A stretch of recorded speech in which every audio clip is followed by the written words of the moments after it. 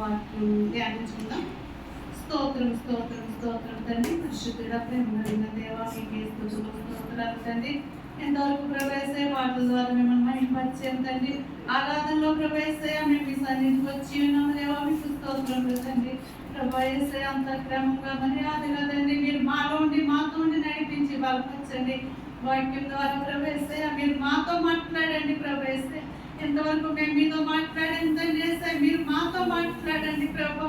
ఏసే మా హృదయాలకు తండ్రి ఏ వాక్యం అవసరమో తండ్రి, ఏసే మా హృదయాల్లో తండ్రి ఏమి బాధలు ఉన్నాయో ప్రభు, కొరతలో మీరు తండ్రి తెలిసిన దేవుడు ప్రభు.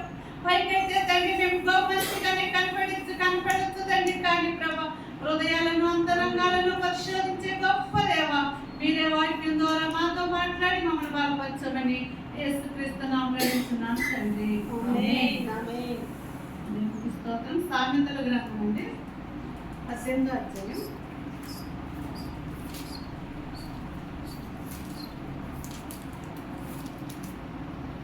10వ వచనం.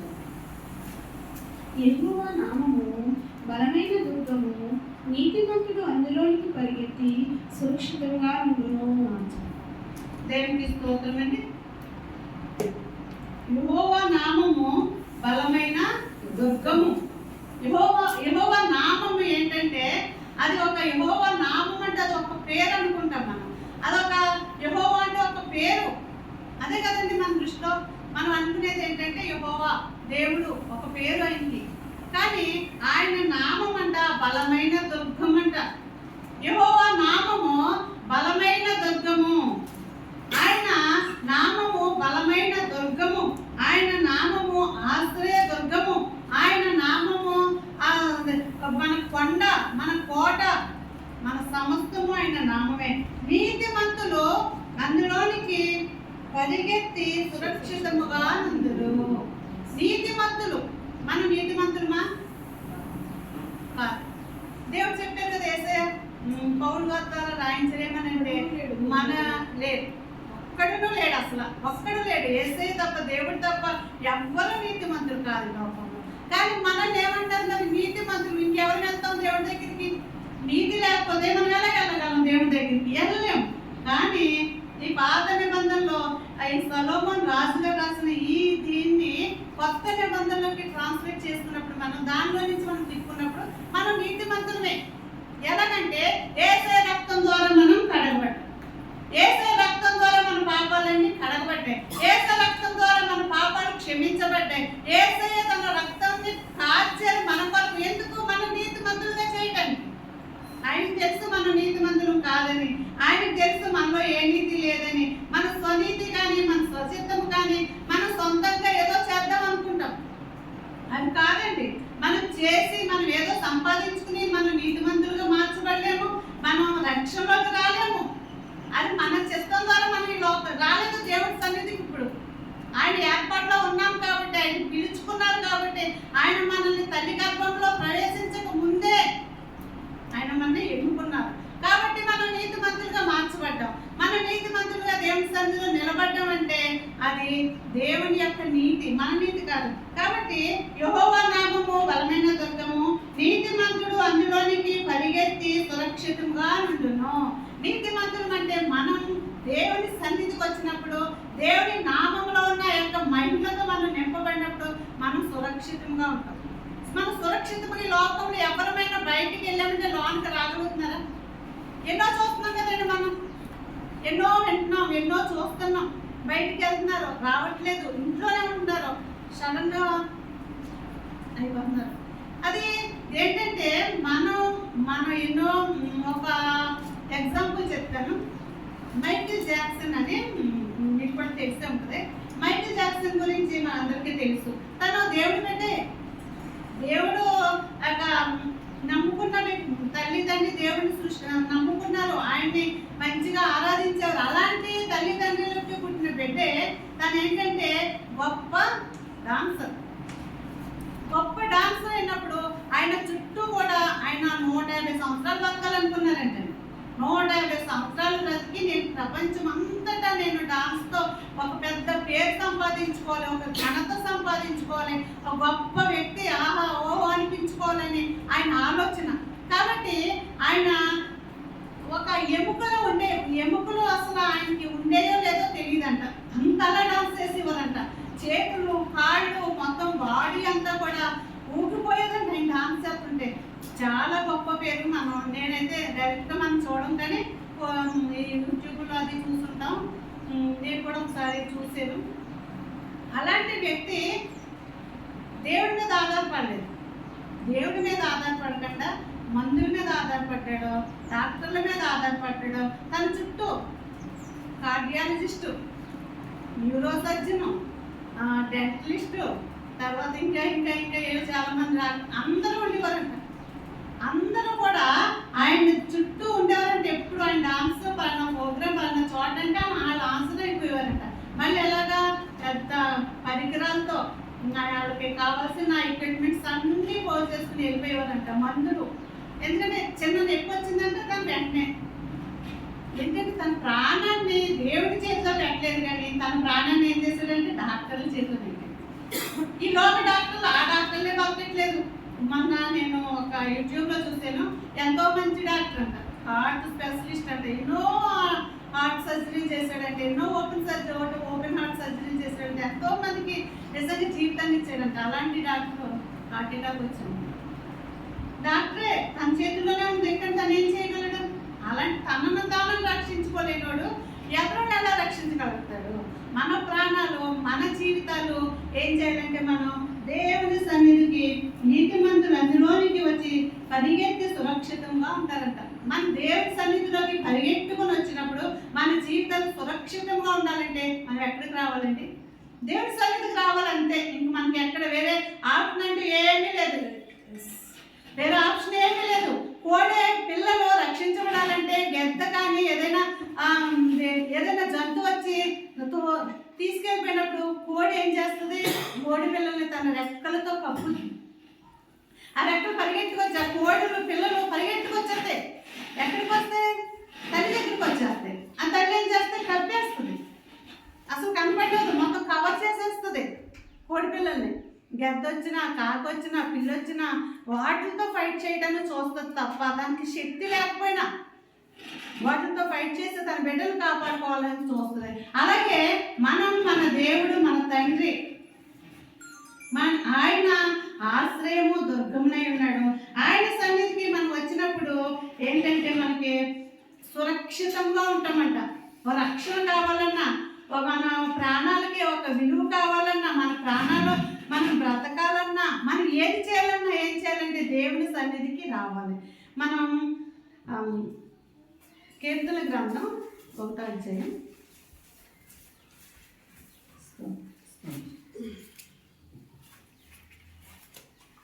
5వ వచనం కింద చదువుతున్నాను. నీతిమంతుల సభలో పాపులను, నీతిమంతుల మార్గం యెహోవాకు తెలియదు. ఏంటంటే కాబట్టి న్యాయ విమర్శలో దుష్టులను, నీతిమంతుల సభలో పాపులను నిలవలేరు. నీతిమంతులుగా ఉంటే తప్ప మనం దేవుని సన్నిధిలో నిలవలేం. దేవుని సన్నిధిలో మనం నీతిమంతులుగా మార్చబడాలి. మనం నీతిమంతులుగా మార్చబడితేనే దేవుని సన్నిధిలో మనం నిలబడగలుగుతాం.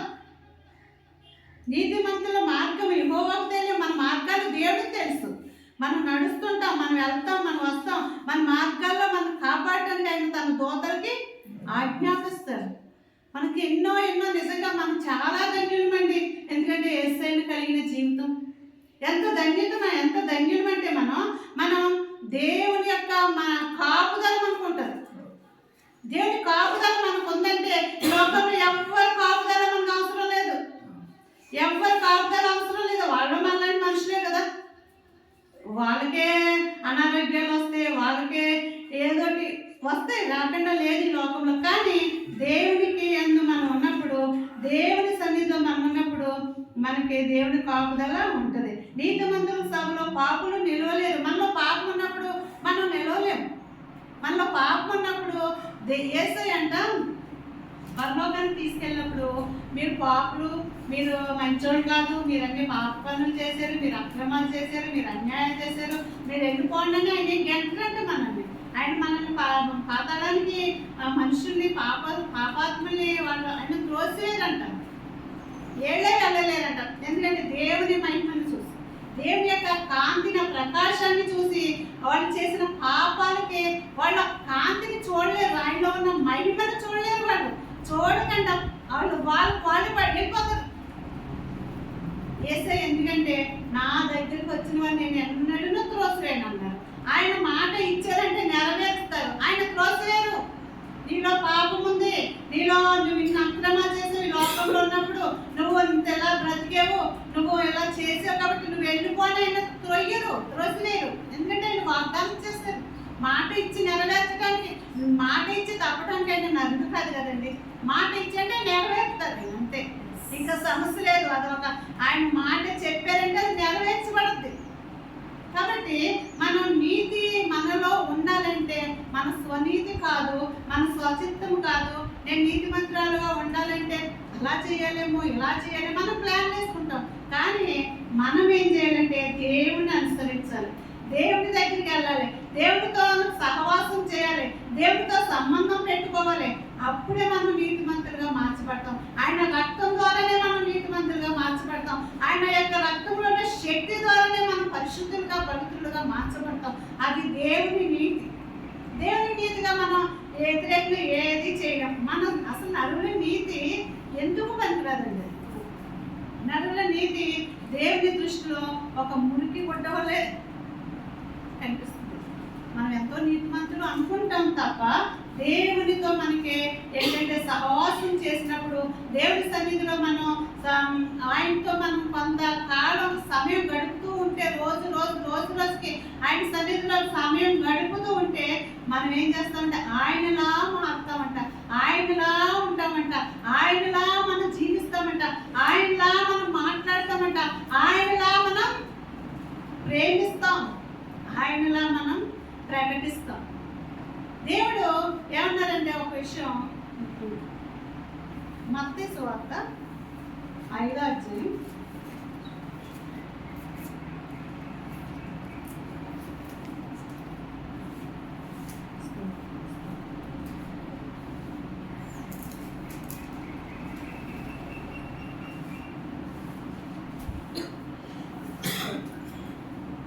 6వ నీతి కొరకు ఆకలి పరచుకోగలవారు ధన్యులు, వారు తృప్తిపరచబడుతుంది. నీతి కొరకు ఆకలి గట్టిగా మనకు కావాలండి. నీతి కొరకు ఆకలి తప్పి ఏంటండి బాబా? ఏదైనా మనం ఏమన్నా ఆహారమా లేకపోతే నీళ్ళ మనం ఆకలి తీర్చుకోవడానికి దప్పి తీర్చుకోవడానికి అనుకుంటాం. మనం నీతి కొరకు ఆకలి దప్పులు కలవారు ధన్యులు, వారు తృప్తిపరచబడతారు. ఆ నీతి ఈ లోక నీతి కాదండి. ఈ లోకంలో మనం ఎంత నీతిగా ఉన్నా, ఎంత మంచిగా ఉన్నా మనం పేరు పెట్టుకొని పేరు పెడతానే ఉంటాం. ఎవరన్నా ఏదైనా మనం తిట్టారనుకోండి, మనం తిట్టలేదాన్ని, మనల్ని ఏం అనలేదు, మనం దూషించేరాళ్ళు, మనం ప్రతి దోషం చేయలేదు, ఏమంటారు? మంచోడు అంటారు, అందరూ చేతగానోడు అంటారు. వీళ్ళకే తెలీదు, వీళ్ళు చేతగానోడు, వీళ్ళు ఏం అనలేదు అంటారు. కానీ దేవుడికి తెలుసు. అది ఏం చేస్తున్నారు? ఆయన చూస్తున్నారు, ఆయన వింటున్నారు. మన నీతి అక్కడ ఉండాలి. ఆయన సన్నిధిలో మనం నీతిమంతులుగా ఉండాలి. ఆయన కొరకు మనం నీతిమంతులుగా ఉండాలి. ఆయన యొక్క రాజ్యాన్ని వెతకాలి. ఏమన్నారైనా?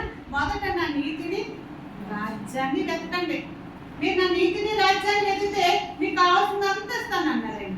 కాబట్టి మనం దేవుడి సన్నిధిలో ఆయన నీతిని, ఆయన రాజ్యాన్ని వెతుకుతూ మనం నీతిమంతులుగా మార్చబడ్డాం. కాబట్టి ఆయన సన్నిధులు మనకు వచ్చినప్పుడు ఆయన యెహోవా నామము బలమైన దుర్గము, దానిలోని నీతిమంతులు ఆ దానిలోనికి వచ్చి సురక్షితంగా ఉంటారు. మనం సురక్షితంగా ఉండాలంటే ఈ లోకంలో మనకి దేవుడు ఇచ్చిన ఆయుష్, మనకి ఇచ్చిన ఈ యొక్క సమస్తము, ఆయన ఇచ్చిన ఆయుష్ ఎంతకాలం మనకైతే తెలియదు. మన డాక్టర్ల దగ్గర లేదు, లేకపోతే ఎవరి దగ్గర లేదు. కానీ మన ఆయుష్ దేవుని సన్నిధిలో ఉంది. ఆయన ఇచ్చిన ఆయుష్లో మనం నీతిమంతులుగాను సురక్షితంగాను ఉండాలంటే ఆయన సన్నిధిలోకి రావాలి. ఆయన సన్నిధిలో మనం జీవించాలి. ఆయన సన్నిధిలో మనం ప్రకటించాలి. మనకు తెలిసింది, నిన్న బ్రదర్ గారు చెప్పారు, అక్కడ మనకు తెలిసింది ప్రకటించడమే సువార్త. సువార్త అంటే నాకు అది ఆ మాట నచ్చింది. సువార్త అంటే ఏంటంటే మనం సభలు పెట్టేసి, మనం స్టేజ్లు ఎక్కేసి ప్రసంగాలు చేయటమే సువార్త కాదు.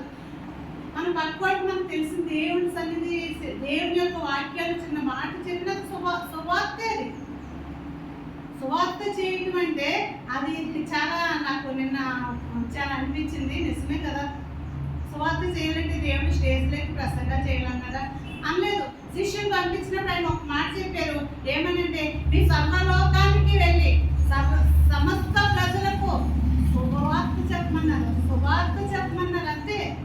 మీరు స్టేజ్లు ఎక్కండి, ప్రసంగాలు చేయండి, మీకు లక్షల జనం వస్తారు, మీకు లక్షల ప్రజలు వచ్చేస్తారు, మీకు పెద్ద పెద్ద పోస్టర్లు వేసేస్తారని దేవుడు చెప్పలేదు. సర్వలోకానికి మీరే వెళ్ళండి, వాళ్ళు మీ దగ్గరికి రావడం కాదు కానీ మీరు వెళ్ళండి. దేవుని యొక్క నా యొక్క శుభవార్త చెప్పండి. దేవుడు మళ్ళీ ఏం చెప్పారు ఆయన? రక్షించాలి. దేవుడిది సర్వలోకానికి వెళ్ళి సర్వ సృష్టికి సువార్త ప్రకటించి వాళ్ళు ఏం చేయమన్నారు? శిష్యులుగా చేయాలి. శిష్యులుగా మారాలి. ముందు మనం మారేమో శిష్యులకి. శిష్యుడు అంటే ఎలాంటి గురువు, ఒక గురువు శిష్యుల గురించి మనం చూస్తూ ఉంటాం. గురువు ఎలా నడిస్తే అలా నడవాలి, అదే శిష్యుడి యొక్క పని. గురువు ముళ్ళబాటులో అయితే మనం ముళ్ళబాటులోనే వెళ్ళాలి. గురువుని తోటి నడవాలి మనం, అప్పుడే అది శిష్యత్వంలో వస్తుంది. గురువు ఏం చేస్తే అది చేయాలి. మన గురువు ఎవరు? యేసయ్య. మనం శిష్యులుగా ఉండాలంటే మనం ఏం చేయాలి? ఆయనలా చేయాలి, ఆయనలాగే మాట్లాడాలి, ఆయనలాగే ప్రేమించాలి, ఆయనలాగే మనం ఈ లోకంలో జీవించాలి. అది కష్టమైన పనేం కాదండి. మన దేవుడిని సమర్పించుకున్నప్పుడు మనం తప్పకుండా చేయగలం. ఆయన శక్తి ఇస్తారు మనమైతే చేయలేకపోవచ్చు, కానీ ఆ శక్తిని ఆయనే ఇస్తారు. కాబట్టి దేవునికి స్తోత్రం. ఈ వాక్యాన్ని మనందరం కూడా